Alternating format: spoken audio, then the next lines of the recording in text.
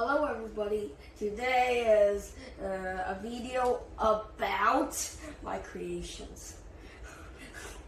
The mechanicum, the buildings I designed took so long that it took me lots of power to do it.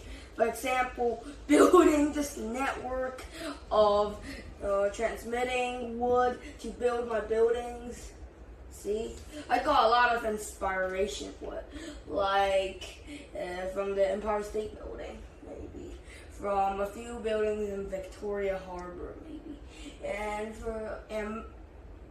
for some, it's traditional Chinese buildings, all put into one. And this temple is some inspiration from some other buildings I built like a long time ago, like 6 months or so ago. I know I haven't recorded videos like this for some time, but the next time when I record similar videos will be taken several months later, so you better watch it. First, this wall is like taken from the Berlin Wall or the Great Wall. I'm not sure how I got these inspirations, but I probably got those inspirations from a few walls I built in a couple of videos a year or so ago. And also, this building's so high that it took like 10 collapses of this buildings and 3 hours to build the entire building. And it's so tall, it's like 1.5 meters tall. And yeah, it's unstable. It looks like as if it will collapse at any time, but no, it's pretty stable. Unless if you try to knock it down from the bottom. And this temple looks like an ancient Greek temple. But this temple is actually from the Hong Kong station of Kowloon, which it looks like a temple, but it was closed in 1975 when it was relocated to somewhere else. So, how about this train? I got this inspiration from some transportation trains from like 10 or 20 years ago. And I got interested in how they transported it and how cool is it. So I designed one, and yeah, it worked pretty well. Using some materials I have, and actually once I actually built a bridge from there to here, but I abandoned that idea because it was so long and so unstable and it wasted too much time to build it again. So I just scrapped it and built this building in 2 hours. To build these things needs quite a bit of inspiration.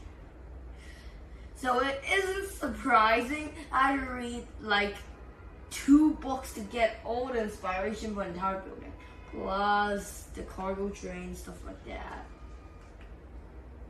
So as you can see, it took a lot of inspiration.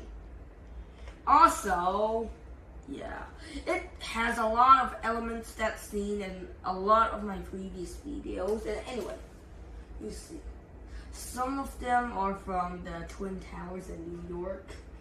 I don't know why I'm like that, but I keep skipping into a sky lobby for some reason. So that's why it's a lot taller if I didn't add the sky lobby, of course. The empty space, like this one. They provide great materials for building the walls sometimes, because at times I run out of materials, so I have to take some materials out of the sky lobby. But sometimes I need to be more careful because some beams are supporting and some beams are just decorative. So I have to be careful. If I just accidentally knocked one off, it would cause the entire building to collapse suddenly. And it would take a long time to rebuild it and it might not be the same again.